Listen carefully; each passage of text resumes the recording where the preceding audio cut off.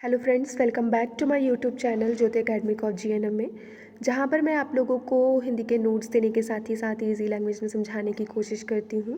और आज के इस वीडियो में मैं आपको बताने वाली हूं कि साइकेट्रिक नर्सिंग के क्या ट्रेंड्स हैं। और तो ये जो जीएनएम सेकेंड ईयर के स्टूडेंट्स हैं उनके लिए है मेंटल हेल्थ नर्सिंग का यूनिट 2 का सेकेंड टॉपिक है, that is trend in psychiatric nursing. तो सबसे पहले ट्रेंड्स का मीनिंग समझ लेते हैं कि ट्रेंड का मीनिंग क्या होता है। तो ट्रेंड का जो मीनिंग है वो किसी भी एक पर्टिकुलर डायरेक्शंस में आगे बढ़ना, जो भी मतलब एक अभी आज के टाइम की अगर बात करें तो जो भी चैलेंजेस आ रहे हैं, जो न्यू चीज़ें आ रही हैं, उस चीज़ को जो हम फेस कर रहे हैं उसका मतलब होता है ट्रेंड्स। तो नर्सिंग में ट्रेंड का मीनिंग है नर्सिंग प्रोफेशन में प्रेजेंट में होने वाले जो भी चेंजेस आ रहे हैं, इस प्रोफेशन को, जो हमारे प्रोफेशन को, हमारे नर्सिंग प्रोफेशन को जो अफेक्ट करते हैं और उसमें जो चेंजेस लेकर आते हैं। अब क्या क्या कॉजेज़ हो सकते हैं जो हमारे साइकेट्रिक नर्सिंग में चेंजेस ला सकते हैं। तो चेंजेस इन सोसाइटी, अगर हम सोसाइटी की बात करें कि हमारे समाज में क्या क्या चेंजेस हो रहे हैं साइकेट्रिक नर्सिंग को लेकर, तो सबसे पहला है आपका technique change, change in the society है। सेकंड है टेक्निक चेंज, देन फिर है economic change and demographic change. तो चेंज इन द सोसाइटी में देखिए कि चेंज इन द सोसाइटी की बात करें तो लोगों के बीच अवेयरनेस जो फैलाना है, उसका उन लोगों का क्या राइट्स है उसके बारे में उन लोगों को अवेयर रहना बहुत ज़्यादा ज़रूरी है। जो लोग ड्रग अब्यूज़ कर रहे हैं, ड्रग अब्यूज़ मतलब कि ड्रग अब्यूज़ का मतलब होता है कि किसी भी चीज़ पे अगर वो डिपेंडेंट हो जा रहे हैं, लाइक अल्कोहल, स्मोक, या फिर किसी एक पर्टिकुलर चीज़ को लेकर, एक पर्टिकुलर ड्रग को लेकर अगर वो ओवरडोज लेने लगते हैं, तो वो उस चीज़ को भी लेकर हमारा जो साइकेट्रिक नर्सिंग है वो बहुत ज़्यादा इन्फ्लुएंस कर रहा है। हमारी जो लाइफ स्टाइल चेंज हो रही है कि आजकल के जो बिज़ी शेड्यूल्स है उसकी वजह से, बिज़ी शेड्यूल की वजह से तो लाइफस्टाइल चेंज हो ही गई है, और भी बहुत सारी चीज़ें हैं जिसकी वजह से हमारी लाइफस्टाइल में चेंजेस हुए हैं। देन है पीयर प्रेशर। पीयर प्रेशर का मतलब होता है कि जिस ग्रुप में हम चीज़ें रह रहे हैं उस ग्रुप का प्रेशर, उस ग्रुप का प्रेशर का मतलब है कि कभी कभी कुछ चीज़ें ऐसी होती हैं कि जो आप नहीं करते हो, बट आप जिसके साथ रहते हो वो लोग वो चीज़ कर रहे हैं, तो आप उनके प्रेशर में आकर आपको भी वो चीज़ें करनी पड़ती है। तो ये सारी चीज़ें क्या हो रहा है कि ये चीज़ एक चैलेंज के रूप में हमारे सामने आ रही है, और हम उसके बारे में लोगों को किस तरह से अवेयर करें, कैसे उनको हम सही दिशा में लेकर आएँ। फिर है technical changes. Technical changes mass media, TV है, फिर है आपका काउंसलिंग सर्विसेज, नॉलेज अपडेट की ज़रूरत है, साइकेट्रिक नर्सिंग केयर की ज़रूरत पड़ती है। मास मीडिया की बात करें तो अभी जैसे कि प्रेजेंट टाइम की अगर बात करें, अभी जो करंट सिनेरियो चल रहा है, जैसे कि भी बहुत सारे स्कूल कॉलेजेस बंद चल रहे हैं, ठीक है, तो वहाँ पे क्या हो रहा है कि वहाँ पे हम मोबाइल्स के थ्रू ऑनलाइन स्टडी कर रहे हैं। लेकिन अगर सपोज़ किसी के पास इतनी ज़्यादा अवेलेबिलिटी नहीं है कि वो मोबाइल अफोर्ड नहीं कर सकते, या उनके पास नेटवर्क इश्यूज़ हैं, जो लोग बहुत ज़्यादा रूरल एरियाज़ में रह रहे हैं, तो उनके लिए भी क्या हो रहा है कि कहीं ना कहीं ये चीज़ें इफ़ेक्ट डालती हैं। देन है काउंसलिंग सर्विसेज। आजकल के टाइम में जिस तरह से अनएम्प्लॉयमेंट बढ़ रहा है, पॉपुलेशन बहुत ज़्यादा बढ़ती जा रही है, बेरोज़गारी बढ़ रही है, और कंपटीशन बहुत ज़्यादा बढ़ रहा है, लोग डिप्रेशन में जा रहे हैं, उसके लिए उनको काउंसलिंग की भी ज़रूरत पड़ रही है। नॉलेज अपडेट की ज़रूरत पड़ रही है। पहले के टाइम में हम छोटा सा नॉलेज लेकर, थोड़ी सी नॉलेज लेकर हम आगे बढ़ जाते थे, लेकिन आज के टाइम की अगर बात करें तो अगर आपके पास हर आप आज के टाइम के लिए ज़रूरी नहीं है कि अगर आप नर्सिंग प्रोफेशन के हो, नर्सिंग के स्टूडेंट्स हो, तो आपको सिर्फ नर्सिंग का ही अपडेट होना ज़रूरी है। आपको हर किसी फील्ड का हर एक चीज़ के बारे में आपको नॉलेज होना ज़रूरी है। साइकेट्रिक नर्सिंग केयर की भी ज़रूरत पड़ती है। फिर है economic change. Economic change like कि इंडस्ट्रियलाइजेशन है, अर्बनाइजेशन है, रेज स्टैंडर्ड ऑफ लिविंग है। इंडस्ट्रियलाइजेशन, अर्बनाइजेशन क्या हो रहा है कि यहाँ पे जैसे जैसे कि हमारा जो फैमिली साइज़ है वो इंक्रीज़ हो रहा है, हमारा लाइफस्टाइल चेंज हो रहा है, तो हम क्या कर रहे हैं कि हम अपनी फैमिली से बाहर जाकर रहने लग रहे हैं, हम शहर की तरफ भाग रहे हैं, हमारी टेक्नोलॉजीज़ बढ़ रही हैं, हमको कुछ अच्छा करने के लिए हम अपनी फैमिली से दूर चले जाते हैं, हम वहाँ पे अनएम्प्लॉयमेंट हो रही है, हम सही तरीके से रह नहीं पा रहे हैं, और किस चीज़ के लिए हमारा इकोनॉमिक चेंज हो रहा है कि अगर हमको बाहर रहना है तो बाहर रहने के लिए हमारा जो स्टैंडर्ड है वो भी एक अच्छा होना चाहिए। हम अगर आपको दूसरों के साथ रहना है तो आपका एक स्टैंडर्ड मेंटेन करना पड़ता है। तो ये सारी चेंजेस आ रहे हैं, इन सारी चीज़ों को भी फेस करना पड़ता है। देन है डेमोग्राफिक चेंजेस, तो types of family, increase number of nuclear family. जैसे कि जस्ट अभी ऊपर मैंने आप लोगों को बताया कि अभी के टाइम में अभी क्या हो रहा है कि अब बहुत कम आपको ज्वाइंट्स फैमिली देखने को मिल रही होगी, सब न्यूक्लियर फैमिली में रहना पसंद करते हैं। न्यूक्लियर फैमिली के अंदर भी जो पेरेंट्स होते हैं वो वर्किंग में होते हैं, वो अपने बच्चे को प्रॉपर तरीके से टाइम नहीं दे पाते हैं। और इसकी वजह से क्या हो रहा है कि लोगों के अंदर डिप्रेशन हो रहा है, बच्चे गलत चीज़ों में आगे बढ़ रहे हैं क्योंकि हम उन पे ध्यान नहीं दे पा रहे हैं। तो ये भी क्या है, ये भी हमारे लिए एक चैलेंज है। हम मतलब साइकेट्रिक नर्सेस के लिए एक तरीके का ये चैलेंज हो जाता है कि उनको वो किस तरह से स्टेबल करें। और increasing number of the elderly group. फिर है current trend in mental health care, क्या क्या करेंट ट्रेंड्स हैं। तो trends in psychiatric nursing education, तो साइकेट्रिक नर्सिंग एजुकेशन का ट्रेंड भी स्पेशलाइजेशन की तरफ है। तो एमफिल एंड डॉक्टरेट पर भी जोर दिया जाता है। जीएनएम में जैसे कि जस्ट अभी हम पढ़ ही रहे हैं, तो जीएनएम में आईएनसी के सिलेबस के अकॉर्डिंग यह एक कंप्लीट सब्जेक्ट होता है जिसमें कि आपको सारी चीज़ें पढ़ाई जाती है कि एक साइकेट्रिक अगर पेशेंट की बात करी जाए तो उसके अंदर क्या क्या चीज़ें आपको देखने को मिल सकती हैं, क्या क्या डिसऑर्डर्स देखने को मिल सकते हैं, आप उन लोगों को रिहैबिलिटेट कैसे कर सकते हो, आप उनको कैसे रिकॉग्नाइज कर सकते हो। देन बीएससी नर्सिंग स्टूडेंट्स की बात करें तो फर्स्ट लेवल की केयर के लिए उनको प्रिपेयर किया जाता है। एमएससी नर्सिंग स्पेशलाइज्ड मिलता है इसमें, और पीएचडी ब्राइट फ्यूचर के लिए बहुत ही ज़्यादा अच्छा होता है। फिर है डेवलपमेंट ऑफ कोड इथिक्स। तो डेवलपमेंट ऑफ कोड इथिक्स क्या, पेशेंट की देखभाल करने के दौरान बहुत सारे राइट्स अब पेशेंट के पास भी हैं।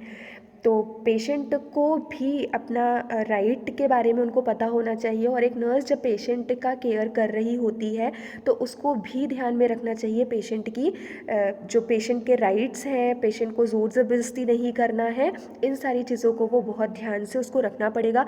This is very important for a psychiatric nurse, क्योंकि वह एक साइकोथेरेपी चीज़ ये देती है, बिहेवियरल थेरेपी देती है, इंडिविजुअल थेरेपी भी जो एक नर्स होती है वो वहाँ पे उसका वो रोल निभाती है। इंडिविजुअल थेरेपी में जब पेशेंट कोई भी बात आपके साथ शेयर करता है तो उसको हमको सीक्रेट बना के रखना चाहिए, आपको दूसरों के साथ शेयर नहीं करना चाहिए। उसके राइट्स को भी वो प्रोटेक्ट करती है, और कभी कभी बहुत सारे ऐसे लीगल इश्यूज़ होते हैं पेशेंट के, तो उसमें भी बहुत अच्छे तरीके से जो नर्स होती है वो पार्टिसिपेट करती है। फिर है legal aspect in psychiatric nursing. Legal aspect in psychiatric nursing से मतलब है कि प्रैक्टिस लॉ से इन्फ्लुएंस होता है, स्पेशली पेशेंट के राइट का उन और उसके इफ़ेक्टिव केयर देने से। कि जब भी अगर कभी कभी ऐसी हो जाते हैं, नर्स को पेशेंट की केयर करते समय पेशेंट के राइट का ध्यान रखना चाहिए। पेशेंट का राइट का मतलब है कि अगर पेशेंट किसी भी ट्रीटमेंट लेने से मना कर सकता है, ये पेशेंट का राइट है। पेशेंट को राइट ये भी है कि पेशेंट किसी भी मेडिसिन को लेने से मना कर सकता है। पेशेंट को हर चीज़ पेशेंट के ऊपर अगर पेशेंट इस कंडीशन में नहीं है कि वो अपनी चीज़ों को समझ पाए उसके साथ क्या हो रहा है, तो अगर उसके साथ उसके फैमिली मेम्बर्स है तो उनको भी ये जानने का पूरा राइट होता है कि आप हमारे पेशेंट के साथ क्या कर रहे हो, और जो ट्रीटमेंट आप उसको दे रहे हो उसके लिए वो कितना हेल्पफुल है। अगर उनको कुछ डाउट होता भी है आपके ट्रीटमेंट के लिए तो वो आपको डिनाई भी कर सकते हैं। ये सारा राइट पेशेंट के पास होता है। अब पेशेंट को मतलब कभी कभी होता है कि पेशेंट को हम जैसे कि अगर कोई बहुत ज़्यादा पेशेंट ऐसा होता है जो हाइपर एक्टिविटीज़ करते हैं तो हम उनको बांध के रखते हैं, और अगर पेशेंट को ऐसा लगता है कि पनिशमेंट दे रहे हैं तो इस तरीके की चीज़ें अगर आपके सामने अराइज होती है तो हमको उन्हें समझा के देना चाहिए। इंटेंशनली ये सारी चीज़ें हमको नहीं करना है। कॉस्ट इफ़ेक्टिव नर्सिंग केयर, हमारा नर्सिंग केयर देने का एक ही पर्पज़ होता है कि हमें एक ऐसी नर्सिंग केयर पेशेंट को दे जिससे कि वो ठीक हो, उसको एक अच्छा केयर मिले, और वो ऐसा इफ़ेक्टिव हो जो कि ज़्यादा खर्च भी ना हो पेशेंट का, और वो ईज़िली हर कोई अपने ऊपर उसको अप्लाई कर पाए। तो करेंट ट्रेंड में ये सारी चीज़ें हैं कि जो साइकेट्रिक पेशेंट है को जब हम केयर प्रोवाइड करते हैं तो जो केयर हो रही है वो आपकी केयर हाई क्वालिटी की हो, इफ़ेक्टिव हो, बट लो कॉस्ट की होनी चाहिए। फिर है focus of care. Focus of care का मतलब है कि फैमिली एंड डॉक्टर के साथ जो के साथ हमें कोऑर्डिनेट करके चलना पड़ता है।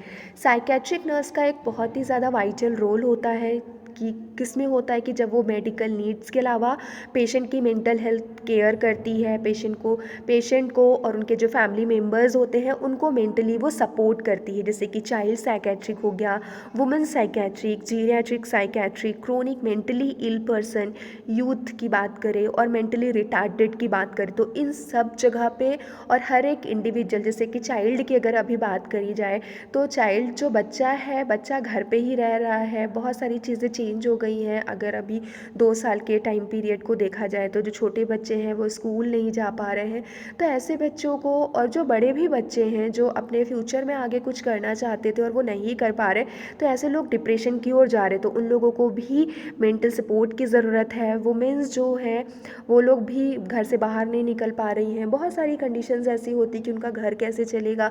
सिर्फ नॉट ओनली वुमेन्स की बात करें, अगर मेंस की भी बात करें तो उन लोगों को भी काउंसलिंग की ज़रूरत पड़ती है। जीरियाट्रिक, जैसे कि अगर हम एल्डरली पर्सन की बात करें, घर पे बैठ के दिन भर न्यूज़पेपर पढ़ना, टीवी न्यूज़ चैनल देखना, तो उनके अंदर बहुत सारे निगेटिव थॉट्स आते हैं। तो ऐसे लोगों पे हमको ज़्यादा फोकस करना है कि हम उनको किस तरह से हम उनको मेंटली सपोर्ट दे सके, उनका मेंटल जो स्टेटस है हम उसको प्रॉपर तरीके से लेकर आ पाएँ। Standard of mental health nursing, quality nursing care देना है। क्वालिटी नर्सिंग केयर जैसे कि आप लोगों ने फर्स्ट ईयर में भी पढ़ा होगा नर्सिंग फाउंडेशन में कि क्वालिटी नर्सिंग केयर देने से मतलब है कि सबसे पहले किसी भी पेशेंट को आप ट्रीट करने से पहले उसके बारे में जानना ज़रूरी होता है, उसका डाटा कलेक्ट करना ज़रूरी है। डाटा कलेक्ट करने के बाद आपको ये पता चलेगा कि एक्चुअली पेशेंट की प्रॉब्लम क्या है, आप डायग्नोज करोगे, देन किसी भी चीज़ को आप प्लान करते हो। प्लान करने के बाद आप लोगों ने जो भी प्लान किया आप उसको इंटरवेंशन करोगे, इवैल्यूएशन करोगे, देन उसको कंटिन्यू, फिर आप उसको आप हमको पेशेंट को एजुकेशन भी देना पड़ता है रिलेटेड टू देयर कंडीशन। फिर है new trends in role of psychiatric nursing. तो psychiatric nursing, primary health nursing की अगर बात करी जाए तो primary health, mental health nursing, collaborative psychiatric nursing, protect, clinically nursing, nurses specialist हो गया, नर्स साइकोथेरेपिस्ट है, psychiatric nurse educator, psychosocial rehabilitation nursing, child psychiatric nursing, geriatric and geriatric nursing, de addiction nursing, neuropsychiatric nursing and community mental health nursing. इन सारे points को मैंने 1 bye 1 यहाँ नीचे deal किया है कि अगर हम प्राइमरी मेंटल हेल्थ नर्सिंग की बात करें तो प्राइमरी मेंटल हेल्थ नर्सिंग से मतलब यह है कि साइकेट्रिक डिसऑर्डर से, मेंटल हेल्थ इश्यूज़ से, बिहेवियरल प्रॉब्लम से पेशेंट की केयर करना, पेशेंट को उस कंडीशन से किस तरह से निकाल कर लेकर आना है, ये होता है हमारा primary mental health nursing. Primary mental health nursing किस, लाइक सपोज़ अभी हम लोग भी हैं, हम लोग घर में बैठे हैं, घर में हमारी पढ़ाई हो रही है, जिस तरह से हमारा एक इफ़ेक्टिव टीचिंग होना चाहिए वो चीज़ें नहीं हो पा रही हैं। हमारे मन में बहुत सारी चीज़ें चलती हैं कि हम कैसे सीख पाएंगे, हम तो कॉलेज नहीं जा रहे हैं, हमारी प्रॉपर तरीके से पोस्टिंग नहीं लग पा रही है। तो हमको यहाँ पर समझने की ज़रूरत है कि हम घर पे बैठकर भी बहुत सारी चीज़ों को हम सीख सकते हैं। टीचर्स जो एफ़र्ट डाल रहे हैं उनके एफ़र्ट को हम और कितना अच्छा किस तरह से बना सकते हैं। फिर है आपका collaborative psychiatric nursing. Collaborative psychiatric nursing में इसमें क्या है कि आपको सपोर्ट करना है मेंटल हेल्थ केयर में, डिस्क्राइब करना है कि मतलब कि जो भी फैमिलीज़ हैं, जो भी पेशेंट है, इंडिविजुअल है, उनको हम किस तरह की मेंटल हेल्थ सेटिंग से हम अलग अलग एक्सपीरियंसेस जो हमारे साथ हुए हैं उनके साथ शेयर करके उनके नॉलेज को बढ़ाकर हम किस तरह से आगे बढ़ सकते हैं, ये करना है। क्लिनिकल नर्स स्पेशलिस्ट जो होती है वो एक एडवांस नर्सिंग प्रैक्टिस होती है जो कि पर्टिकुलर चीज़ों से, लाइक अगर कोई मेंटल डिसऑर्डर से कोई सफ़र कर रहा है या साइकेट्रिक डिसऑर्डर से कोई सफ़र कर रहा हो तो जो क्लिनिकल नर्स स्पेशलिस्ट होती है वो एडवाइस करती है पर्टिकुलर उसी चीज़ से, उसके ट्रीटमेंट से रिलेटेड एडवाइस वो प्रोवाइड कर सकती है। फिर है एक साइकोथेरेपिस्ट नर्स किसी भी अदर एजुकेशन साइकोथेरेपिस्ट नर्स की तरह काम कर सकती है। Behaviour and mental health changes के लिए काउंसलिंग मेथड्स यूज़ कर सकती है कि कब बहुत सारी प्रॉब्लम्स ऐसी आती हैं, बहुत सारी चीज़ें ऐसी आती हैं जिसका सॉल्यूशन तो हमारे पास होता है, बट हमें ऐसा लगता है कि हमें कोई काउंसलिंग देने के लिए चाहिए, या फिर कुछ चीज़ें ऐसी होती कि हम समझ नहीं पा रहे कि हमारे साथ क्या होता है, तो उसके लिए आप आपको जो सपोर्ट कर सकता है उसके लिए साइकोथेरेपिस्ट नर्स की ही ज़रूरत पड़ती है, जो कि आपको एक स्पेशल लेवल पर आपको काउंसलिंग का यूज़ करके आपको काउंसलिंग दे सकती है। देन है साइको सोशल रिहैबिलिटेशन नर्सिंग। इसमें कोई भी इंटरवेंशन साइकेट्रिक या साइकोलॉजिकल रिस्ट्रिक्शन वाले लोगों को स्कूल में या अपने घरों के मैनेजमेंट किस तरह से करना है, मतलब जो मेंटल रिटार्डेड होते हैं वो लोग भी बहुत सारी चीज़ों में अपने चीज़ों को सपोर्ट कर सकते हैं। अपने घर में जो भी चीज़ें हो रही हैं उनके मैनेजमेंट में किस तरह से पार्टिसिपेट कर सकते हैं, उनका रिलेशन कैसा करना है, उन लोगों को किस तरह से ट्रीट करना है, इसके लिए भी साइको सोशल रिहैबिलिटेटिव नर्स भी बहुत ज़्यादा इंपॉर्टेंट रोल प्ले करती है। Child psychiatric nursing childhood and adolescent age में अगर हम बात करें तो उसमें बहुत सारे चेंजेस आते हैं, बहुत सारे बिहेवियरल ऐसे डिसऑर्डर्स होते हैं, तो उनको कंसर्न करना, उनको केयर प्रोवाइड करना है। फिर है आपका जेरेनेटोलॉजी और जीरियाट्रिक्स से, ये जो दोनों वर्ड्स हैं मेनली ये दोनों ऑप्शन अक्सर यूज़ किए जाते हैं, बट यहाँ पर डिफरेंस क्या है इन दोनों के अंदर कि जो जेरेटेनोलॉजी है, लॉजी मीन्स कि स्टडी करना, और जेरेटो का मतलब होता है कि एक मतलब कि एक एल्डरली पर्सन के उसका साइकोलॉजिकल के बारे में, उसके बायोलॉजिकल एस्पेक्ट के बारे में उसकी स्टडी करना, एक पर्टिकुलर एजिंग पीरियड की बात करती है। बट जो जीरियाट्रिक है, जीरियाट्रिक में बेसिकली वो एल्डरली पीपल के हेल्थ केयर के बारे में फोकस किया जाता है। फिर है तो आई थिंक आप लोगों को जो ट्रेंड ऑफ नर्सिंग है इन साइकेट्रिक नर्सिंग, ये टॉपिक आप लोगों को समझ में आया होगा। अगर आप लोगों को कोई डाउट है तो आप प्लीज़ कमेंट बॉक्स में कमेंट करके आप मुझसे पूछ सकते हैं। So thank you so much.